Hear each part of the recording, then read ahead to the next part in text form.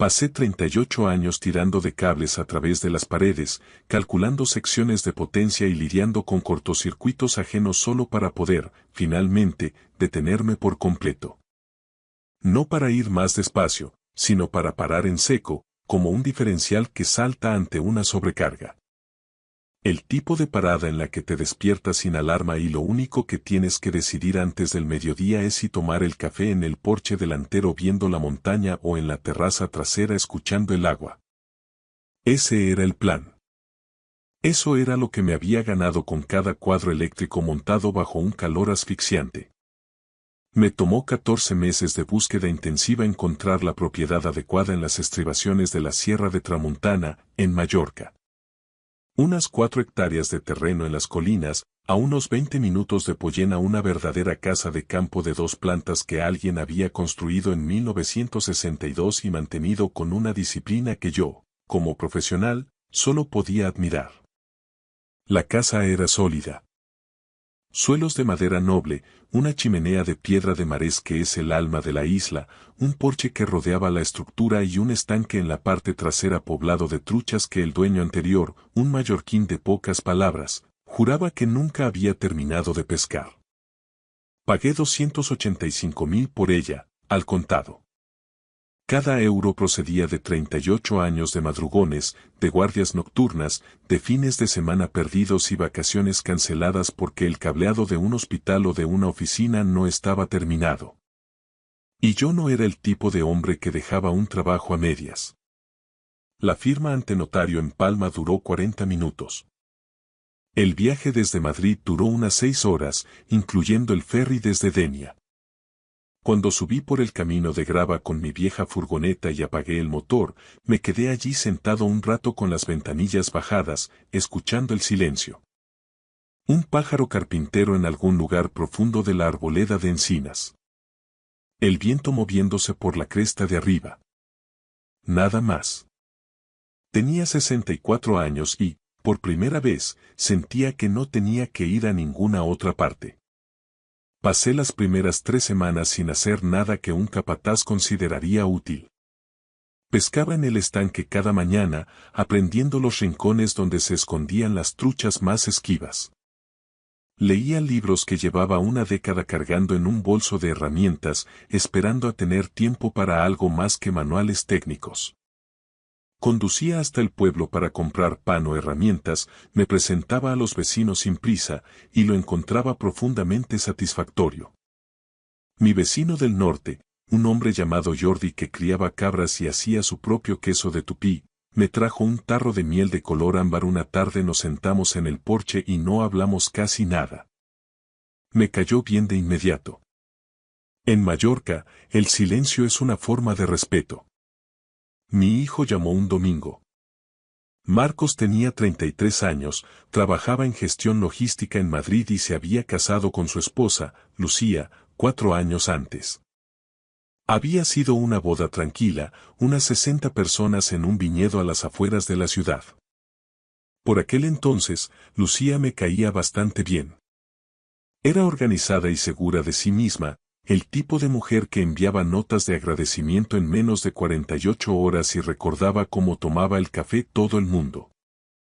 Lo que aún no había comprendido del todo era que esas cualidades, cuando se tuercen, se convierten en herramientas de control.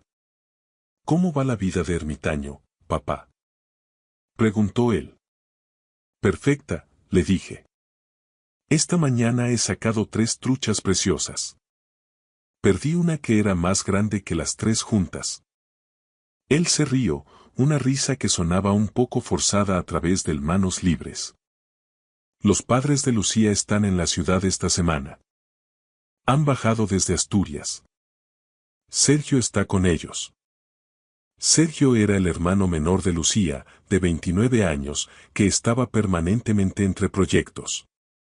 Tenía una novia llamada Marta que cambiaba de carrera casi con la misma frecuencia con la que Sergio cambiaba de número de teléfono. Era el tipo de persona que hablaba con gran confianza sobre criptomonedas o negocios inmobiliarios sin haber cotizado un solo día en la seguridad social. Tenía el talento de hacer que sus fracasos sonaran como pivotajes estratégicos. «Qué bien», dije, aunque presentía el cortocircuito. ¿Cuánto tiempo se quedan? Solo una semana. Los padres están en un hotel en el centro. Sergio y Marta están en el sofá cama de nuestra casa. Hizo una pausa pesada. Ha estado todo un poco apretado, papá. Mucha tensión acumulada. Me lo imagino, respondí, sospechando que el sofá cama no era el único problema. Hablamos de su trabajo en logística y de un nuevo contrato que lo mantendría ocupado hasta el otoño. Cuando colgamos, me quedé en la terraza trasera viendo cómo el estanque se quedaba quieto bajo el calor de la tarde mallorquina. Sentí una felicidad sin complicaciones. Duró exactamente 11 días más. La llamada de Lucía llegó un martes por la tarde. Estaba en el porche con una novela de misterio y, cuando vi su nombre en la pantalla, supe que la paz se había terminado. ¿Alejandro? Su voz tenía ese matiz de seda que yo reconocía de los contratistas que intentan convencerte de que trabajes un festivo gratis. Quería hablar contigo sobre algo antes de que lo haga Marcos, solo para que estemos todos en la misma página. Claro, dije, cerrando el libro. Sergio y Marta están en una situación difícil. Su contrato de alquiler en Valencia terminó y el nuevo lugar al que iban a ir se ha caído. Necesitan un sitio donde quedarse unos meses mientras se recuperan. Hizo una pausa calculada. Tu casa de campo tiene mucho espacio. 3 dormitorios arriba más el estudio. Marcos y yo pensamos que tiene todo el sentido del mundo que se instalen allí un tiempo. Dejé mi café en la mesa de piedra. Lucía, dije con la voz plana de quien mide un voltaje peligroso, me mudé aquí hace 3 semanas. Lo sé. Y sé que el momento no es ideal, pero Sergio es familia. De hecho, se le ocurrió la idea de usar la propiedad para alquileres turísticos de lujo tipo Airbnb cuando tú no estés. Podría gestionarlo él y generarte ingresos pasivos. Ahí estaba la trampa. Mi refugio no era solo un lugar para vivir, era una oportunidad de negocio que ellos ya habían troceado en su cabeza. No necesito ingresos, dije. Compré esta propiedad para mi jubilación, no para montar un hotel. No necesitas 3 dormitorios, Alejandro. Eres una sola persona. Esa frase me dolió más que cualquier insulto. Una sola persona, como si mi soledad ganada a pulso me restara derecho sobre mi propia casa. Lucía, yo me gané esta propiedad, dije con firmeza. Cada metro cuadrado de cableado y cada piedra de este muro. Nadie cuestiona eso, su tono se volvió afilado. Pero la familia hace sacrificios. Y significaría mucho para Marcos que su familia se uniera en esto. ¿Sabe Marcos que me estás llamando para pedirme esto? El medio segundo de silencio fue la confirmación legal que necesitaba. Lo hemos discutido, mintió ella. Pues me gustaría oír eso de su boca, Lucía. Su voz bajó una octava, volviéndose fría. Espero que no conviertas esto en un conflicto innecesario. Sergio solo necesita una oportunidad. Y tú estás sentado solo en 4 hectáreas de tierra. Sí, dije mirando hacia la montaña, y lo estoy deliberadamente. Adiós, Lucía. Colgué, entré en la casa y me senté a la mesa de la cocina con el bloc de notas amarillo de cuadrícula que guardaba junto al frutero. Era el mismo tipo de bloc que había usado en las obras durante 38 años para calcular cargas, secciones de cable y presupuestos de materiales. En mi oficio, si no anotas el color del cable y hacia dónde va, acabas provocando un incendio. Esta vez, escribí una sola frase en la parte superior de la primera página. Protocolo de exclusión de propiedad. Tracé una línea firme debajo y empecé a desglosar la situación como si fuera un cortocircuito en una comunidad de vecinos. Marcos llamó a la mañana siguiente, muy temprano.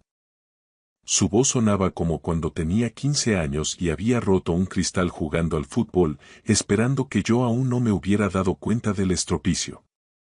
«Papá, ¿hablaste con Lucía anoche?», preguntó sin rodeos. Sí, respondí mientras comprobaba la presión de la caldera. Fue una conversación corta. Le dije que no, con la misma claridad con la que se corta la corriente en un magnetotérmico. Papá, Sergio está realmente en un mal momento. Sé que no es tu persona favorita, que su estilo de vida te choca, pero es familia. Marcos, dime una cosa de profesional a profesional. ¿Sergio ha mantenido alguna vez un trabajo por más de 18 meses? El silencio al otro lado de la línea fue mi respuesta. No digo esto para ser cruel, hijo. Lo pregunto porque quiero entender el cuadro de mando de esta situación. Tu mujer me llamó para exigirme que cediera mi casa a su hermano y a su novia, una casa que compré hace 3 semanas tras casi 4 décadas de dejarme la espalda en los techos. Creo que tengo derecho a entender el panorama completo. Sería algo temporal, papá. Solo unos meses para que respiren. Eso es lo que dijo Lucía sobre la idea del Airbnb también. ¿Me ves a mí con cara de recepcionista de hotel? Más silencio. Luego, a regañadientes, Marcos admitió. Lo mencionó como una posibilidad solo para ayudar a cubrir los gastos de mantenimiento de la posesión. ¿Mis gastos? Pregunté con calma, ¿o los de ellos? Marcos, no estoy enfadado contigo. Estoy haciendo las preguntas lógicas. Te quiero y mi puerta siempre estará abierta para ti, pero la respuesta es un no rotundo. Lo que me preocupa es saber si estás de acuerdo con tu mujer en esta emboscada o si ella hizo esa llamada por su cuenta. Hubo una pausa tan larga que pensé que se había cortado la comunicación. Le dije que me lo pensaría, susurró finalmente. Eso no es lo mismo que estar de acuerdo, hijo. En mi mundo, pensárselo en una instalación crítica es buscarse un problema gordo. No, dijo él en voz baja, no lo es. Terminamos la llamada con esa cortesía tensa que precede a las tormentas. Preparé más café y me quedé junto a la ventana observando a una pareja de gamos que cruzaba el linde del bosque de encinas, justo en el pasto norte de la propiedad. Mis manos estaban firmes. Quería que siguieran así. Esa tarde, bajé hasta Pollena y fui directo a una ferretería industrial. Compré 3 cámaras de vigilancia de alta gama para exteriores. Sensores de movimiento, visión nocturna infrarroja y conexión directa al móvil mediante 4 gramos. El dependiente, un hombre de mi quinta con manos curtidas, me preguntó si tenía problemas con los cazadores furtivos. Sobre todo gamos de 2 patas, dije con media sonrisa. Me gusta monitorizar quién entra en mi red. Él asintió con esa sabiduría rural de Mallorca. Hace bien. Aquí la propiedad es sagrada. De camino, paré en el registro de la propiedad para confirmar que no hubiera ninguna carga pendiente y pedí una nota simple actualizada. Luego, me dirigí al despacho de Patricia Valdés. Jordi me la había recomendado como una abogada de las que no pierden el tiempo con florituras. Su oficina olía a papel viejo y a decisiones definitivas. Me escuchó durante 8 minutos sin interrumpir, tomando notas en una tableta digital. En España, y específicamente con la normativa de Baleares, usted tiene el derecho absoluto de exclusión, sentenció Patricia. No necesita justificar por qué no quiere invitados. Si no hay un contrato de alquiler o un permiso explícito, cualquier entrada es un allanamiento de morada. ¿Y si se presentan aquí alegando que son familia? Si entran contra su voluntad, llame inmediatamente a la Guardia Civil. No discuta con ellos, deje que los agentes hagan el atestado. Eso es oro puro en un juzgado. Mi nuera es del tipo que escala los conflictos, añadí. Teme que presente alguna denuncia por coacciones o algo similar. Documéntelo todo, Patricia me miró a los ojos con seriedad. Cada llamada, cada WhatsApp, cada audio de voz. Quiero un rastro de papel que empiece hoy mismo. Pagué 1.500 como provisión de fondos. Fue el dinero mejor invertido de mi jubilación. Instalé las cámaras esa misma tarde, aprovechando mis conocimientos de electricidad para ocultar el cableado bajo los aleros. Una en el acceso al camino, camuflada en una encina, otra en el garaje apuntando a la entrada principal y la última cubriendo la terraza trasera y el estanque. Registré cada ángulo en mi cuaderno, con fecha y hora. Esa noche llamé a Marcos. Estaba en una habitación distinta a la de Lucía, lo supe por el eco y la ausencia de ruido de televisión. Escúchame bien, hijo. Mi casa es tu casa, siempre. Pero Sergio y Marta no van a poner un pie aquí. Si Lucía sigue presionando, solo conseguirá que la relación se quiebre. Mi negativa es firme. No hay matices.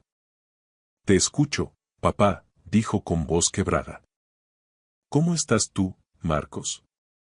Cansado, confesó. Cansado de una manera que no sé explicar. Como si tuviera una fuga de energía que no encuentro. Conozco ese tipo de avería, le dije con ternura. Ven a verme cuando quieras. Tú solo. 4 días después, el teléfono vibró en mi bolsillo. Alerta de movimiento en la entrada. Una furgoneta blanca de alquiler subía por el camino de grava. Vi la imagen en tiempo real. Sergio al volante, aparcando con una arrogancia que me revolvió el estómago. Se bajó y se quedó mirando la fachada con la mirada de quien tasa un botín, no de quien admira un hogar. Marta bajó del lado del pasajero señalando hacia el porche, probablemente planeando dónde poner sus muebles de terraza. Llevaban una furgoneta de mudanza. Habían dado por hecho mi rendición. Los recibí en los escalones del porche, con los brazos cruzados. La sonrisa de Sergio era puro teatro. Alejandro. ¡Qué maravilla de sitio! Lucía nos dijo que ya tendrías las habitaciones listas para nosotros. No queríamos avisar para no dar trabajo, pensamos en instalarnos directamente y darte una sorpresa. Sergio, dije, bajando un escalón, ni un paso más. Él se quedó clavado. Le dije que no a Lucía. Le dije que no a mi hijo. Nadie te dijo que no a ti porque nadie en su sano juicio pensaría que te presentarías aquí con una furgoneta sin haber sido invitado.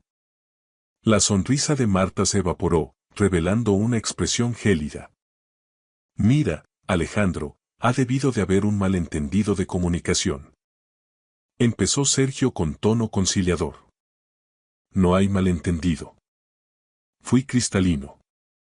Lucía decidió ignorar mi negativa, pero mi casa no es un bien público. Hemos conducido desde Valencia, son casi 10 horas de viaje con el ferry, soltó Marta con tono cortante.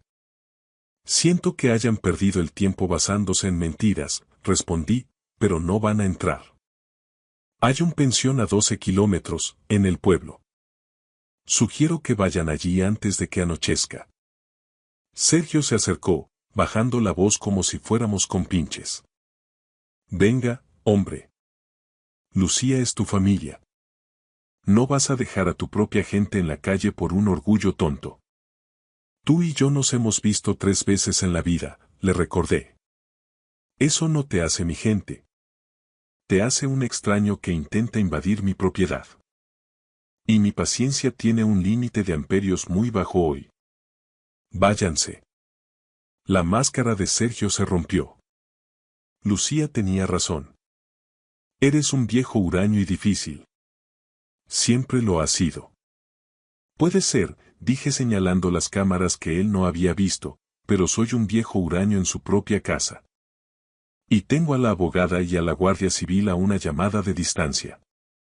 Tienen 5 minutos para dar la vuelta a esa furgoneta.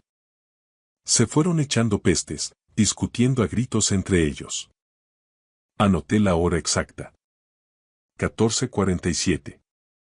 Guardé el clip de video en la nube. Las llamadas de Lucía empezaron antes de 1 hora. 3 llamadas perdidas. 3 mensajes de voz que escuché en altavoz mientras me preparaba la cena. El primero era puro fuego, el segundo, un argumento legalista barato, el tercero, un susurro gélido. Has humillado a mi familia, Alejandro. Marcos y yo vamos a replantearnos seriamente si alguien con tu falta de empatía debe formar parte de nuestra vida futura. Piénsalo bien. Guardé los audios y se los envié a Patricia Valdés. Su respuesta fue inmediata. Impecable. Siga documentando. No responda a nada. Marcos llamó por la noche. Sonaba como si le hubieran dado una paliza física. Lucía está fuera de sí, papá. Dice que Sergio está llorando en un pensión de carretera. Es un hombre de casi 30 años, Marcos. Un hombre que intentó asaltar mi jubilación por la fuerza. Hubo un silencio sepulcral. Papá. ¿Por qué Sergio estaba tan convencido de que le dejarías entrar? Eso es lo que no entiendo.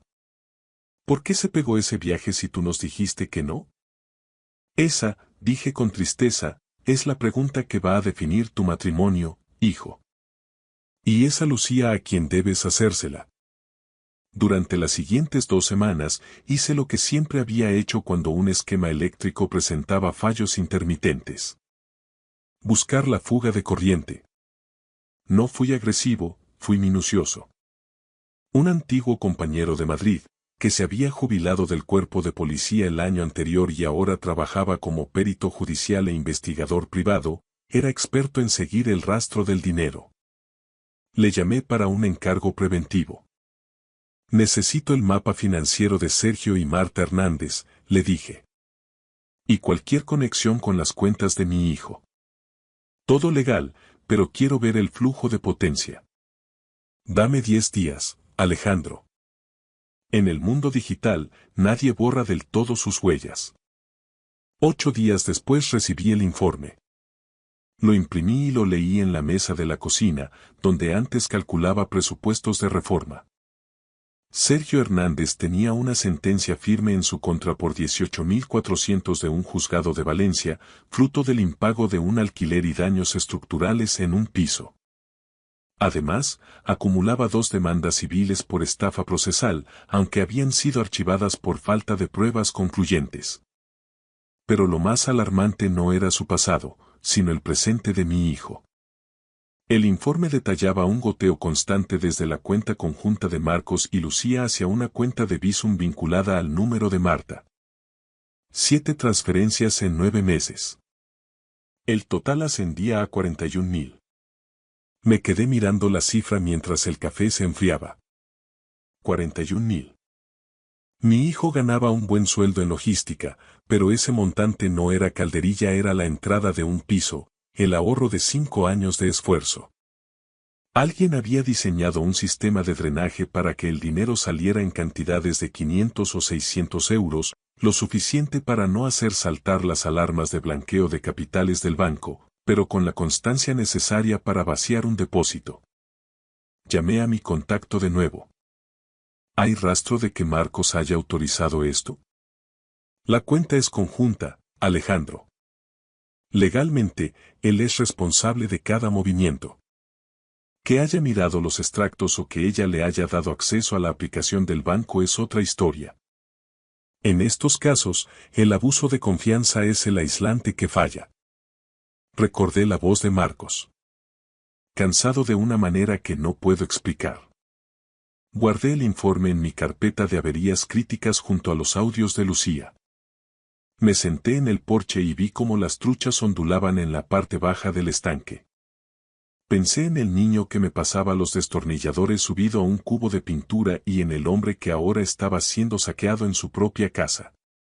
La estocada de Lucía llegó un jueves en forma de sobrecertificado. Era una notificación de la Consejería de Asuntos Sociales de Baleares. Alguien había interpuesto una denuncia alegando que yo era un adulto mayor en situación de riesgo, aislado, con posibles signos de deterioro cognitivo y vulnerabilidad manifiesta. Solicitaban una inspección de bienestar para evaluar mi capacidad de autogobierno. Llamé a Patricia Valdés de inmediato. Esto es una denuncia instrumental o de represalia, me explicó con voz gélida. Es una táctica vieja para incapacitar judicialmente a alguien o, al menos, generarle tal nivel de estrés que acabe cediendo a las presiones familiares. Patricia, puedo recitar el reglamento electrotécnico de baja tensión de memoria, desde las protecciones hasta las puestas a tierra. Mi salud mental tiene más continuidad que su conexión a Internet. Ella soltó una carcajada seca. Perfecto. Deje que el inspector vea esa precisión. Documente quién cree que ha instigado esto. El patrón de acoso es lo que nos dará la victoria en el juzgado si esto escala. El inspector, un joven llamado Mark, pasó 45 minutos en mi casa. Revisó la organización de mis herramientas en el garaje, que estaban ordenadas por calibre y uso, y la limpieza de la cocina. Le ofrecí café y le respondí con la precisión de un voltímetro. ¿Existe algún conflicto familiar reciente?, preguntó Mark mientras anotaba en su tableta. Mi nuera y su hermano intentaron ocupar esta casa hace 2 semanas, le dije con calma. Tengo las grabaciones de seguridad de la furgoneta de mudanza, los audios de sus amenazas tras mi negativa y el informe de mi abogada. Intentan forzar una necesidad de cuidado para tomar el control de mi patrimonio. Mark dejó de escribir y me miró con respeto. El informe inicial se envió desde una IP localizada en un barrio del norte de Madrid, comentó como quien no quiere la cosa. Señor Hernández, es usted una de las personas más lúcidas y organizadas que he visitado en este puesto. Cerraré este expediente antes del viernes. La inspección se archivó, pero la presión cambió de fase. El siguiente movimiento fue a través de Marcos. Llamó un miércoles noche y su voz era un cable pelado, a punto de soltar chispas. Papá, Lucía y yo hemos estado hablando. Ella está muy preocupada por tu aislamiento. Cree que deberías vender la casa de campo y buscar algo más manejable. Ha visto unas comunidades de adultos activos cerca de Palma, con servicios médicos y seguridad 24 horas. ¿Está ella escuchando esta llamada, Marcos? Silencio. ¿Está en el salón? Sí. Marcos, mírame a los ojos aunque no me veas. ¿Tú quieres que venda mi jubilación? No, susurró él, y pude oír el peso de una cadena rompiéndose. No quiero. Entonces dile a Lucía que mi salud es inmejorable y que mi casa no está en venta. Y ahora, escucha. Necesito que hagas algo por ti mismo. Mañana, cuando estés solo en la oficina, descarga los extractos bancarios de la cuenta conjunta de los últimos 18 meses. Míralos todos, uno por uno. Especialmente los movimientos de Bizum. ¿Por qué, papá? ¿Qué pasa con el dinero? Porque te quiero y porque un cortocircuito se arregla encontrando el cable quemado. Mañana hablamos. No llamó ese día. Ni el siguiente. En la segunda madrugada, a las 7:15, el teléfono bramó. Marcos estaba en un parking, se oía el eco y su respiración agitada. Papá. Su voz estaba rota. Han volado 41.000. He seguido el rastro. Transferencias a Marta, a una sociedad fantasma de Sergio. Lucía ha estado moviendo dinero a mis espaldas desde hace 2 años. Era el fondo para nuestra casa, papá. El ahorro de toda nuestra vida matrimonial. Me levanté y caminé hacia la ventana.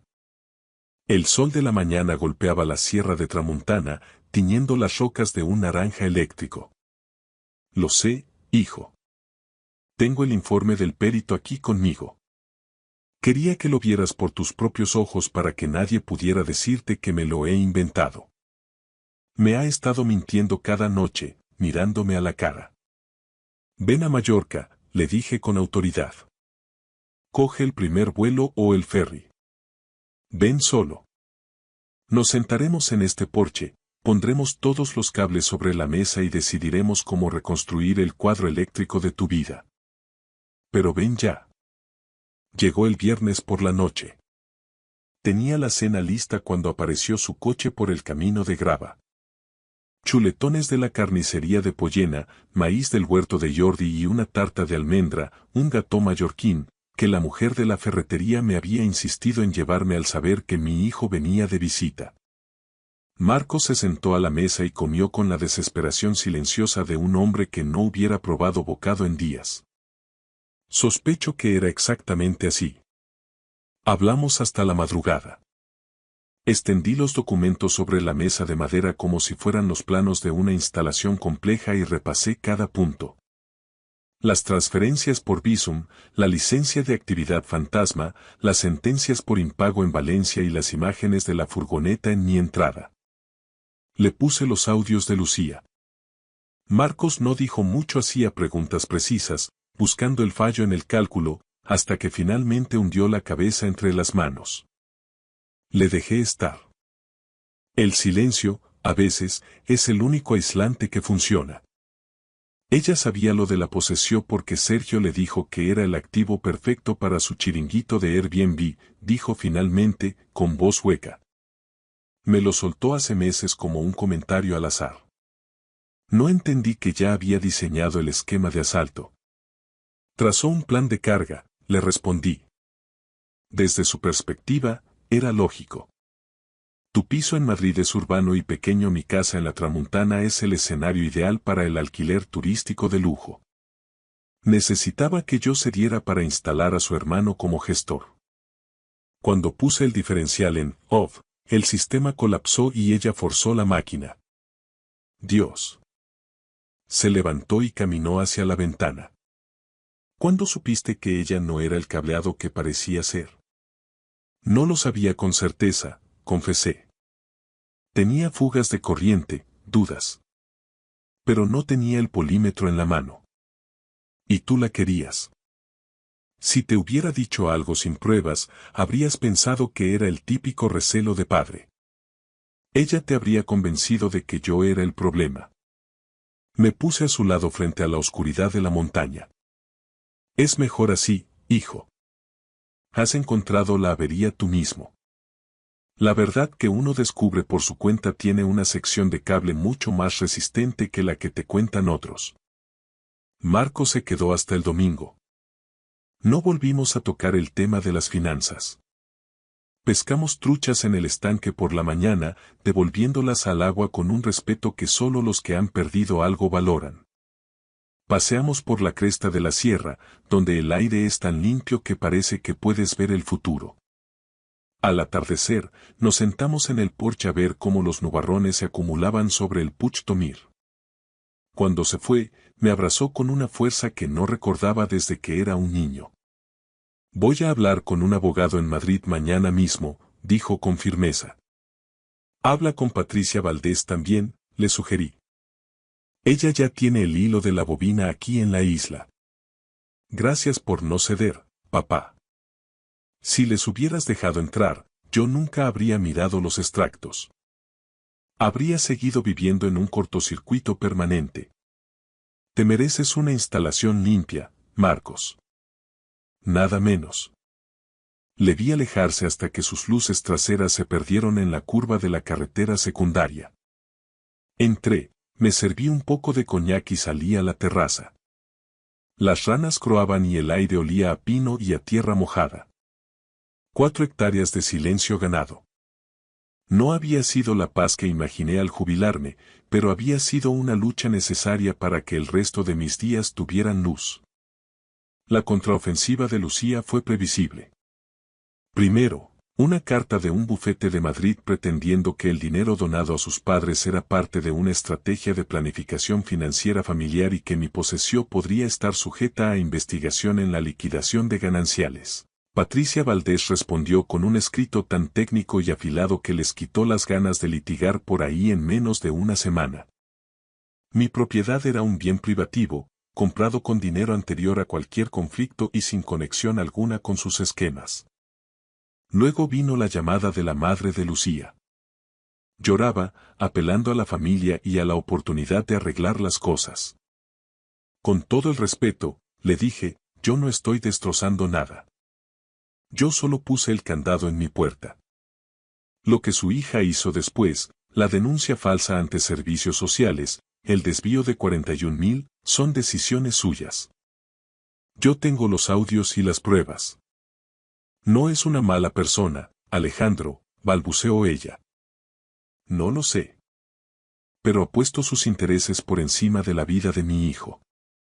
Y en mi cuadro de mandos, eso es una falta gravísima. No voy a retirar mi apoyo a Marcos. Marcos solicitó la separación legal en octubre. Me llamó el mismo día desde el parking del despacho. Lucía se ha ido de casa. Sus padres vinieron con un camión desde Asturias. Sergio no estaba. ¿Dónde está el genio de los negocios? Pregunté. Sigue en el pensión de Pollena. Lucía le ha estado enviando dinero de lo poco que quedaba en la cuenta conjunta. No ha aprendido nada. No, dije yo, hay gente que prefiere quemar toda la instalación antes que admitir que el diseño estaba mal. La voz de mi hijo sonaba cansada, pero era un cansancio sólido, el de quien ha terminado una jornada de trabajo duro y sabe que el edificio se mantiene en pie.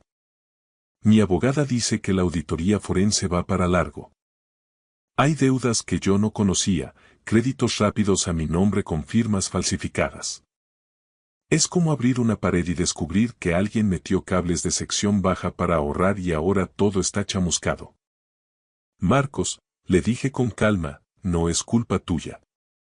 Tú confiaste en quien debías poder confiar. Que ella manipulara el contador no dice nada malo de ti, sino de ella. Vino a Mallorca por Navidad. Solo él. Cenamos en el pueblo, paseamos bajo la niebla de la tramuntana y hablamos de futuro, no de juzgados. Me contó que estaba mirando una oferta de una empresa de logística en el puerto de Palma. Está a 40 minutos de aquí, dijo mientras aparcábamos en la posesión. Lo sé, respondí. Es una buena distancia para mantener el voltaje correcto. Él miró la casa, con la luz del porche recortada contra la montaña negra. He estado pensando en que un nuevo comienzo necesita buena tierra. La tierra aquí es dura, pero si la cuidas, aguanta lo que le eches, dije. Él se rió. Una risa limpia que no escuchaba en años. Marcos aceptó el trabajo en febrero. Le ayudé a mudarse a un piso en Santa Catalina, en Palma, un edificio de techos altos y paredes de piedra de marés que él mismo eligió. Sin presiones, sin oportunidades de negocio ajenas. El divorcio se cerró en marzo. Lucía se quedó con los muebles de Madrid y una deuda que el contable forense rastreó hasta la empresa fallida de Sergio. Otros 22.000 en préstamos que ella había avalado comprometiendo el crédito de mi hijo. Al final, el juez dictó sentencia y Patricia me mandó el correo definitivo. Caso cerrado. Usted está libre de cualquier carga o reclamación. Disfrute de su posesión.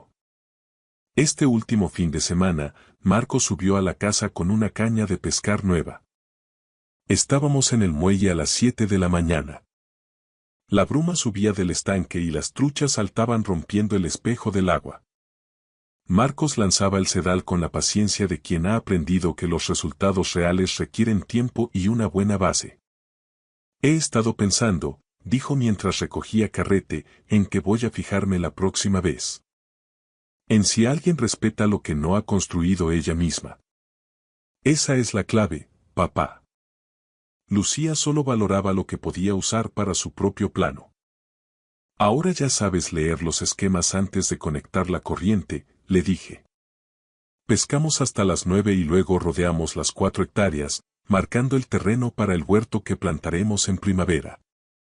El bosque de encinas, el pasto sur, el estanque. Todo estaba en su sitio.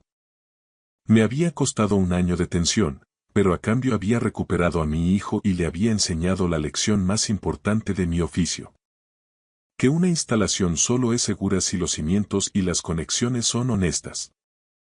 Jordi vino por la tarde con miel nueva. Nos sentamos los tres en el porche mientras el sol caía tras la cresta. Marcos y él hablaban de abonos y de maderas para las camas elevadas del huerto. Deberíamos usar la encina caída para los postes, decía mi hijo, hablando de este lugar como de algo que ya formaba parte de su propia red. Cuando Jordi se fue y salieron las estrellas, nos quedamos en silencio. El ave nocturna llamó desde la arboleda. Las ranas seguían a lo suyo. Papá, dijo Marcos. Dime. Quiero vivir así. Sin trampas en el cuadro eléctrico. Haciendo las cosas bien desde el principio, como tú. Le miré. 33 años, las ojeras desaparecidas, la mirada limpia. Ya lo estás haciendo, hijo. Bienvenido a casa. Nos quedamos fuera hasta que el frío de la montaña nos obligó a entrar. Marcos durmió en la habitación de invitados, la misma que hace meses fue el centro de una batalla que ganamos sin dar un solo grito, solo documentando, resistiendo y manteniendo la línea. Antes de apagar la luz de la cocina, miré por la ventana el estanque oscuro y la silueta de la sierra contra el cielo. Tenía 64 años. Tenía suficiente. Tenía a mi hijo, mi posesión, mis truchas y el silencio imperturbable del invierno mallorquín. Exactamente como lo había planeado. Exactamente como me lo había ganado. Muchas gracias por ver.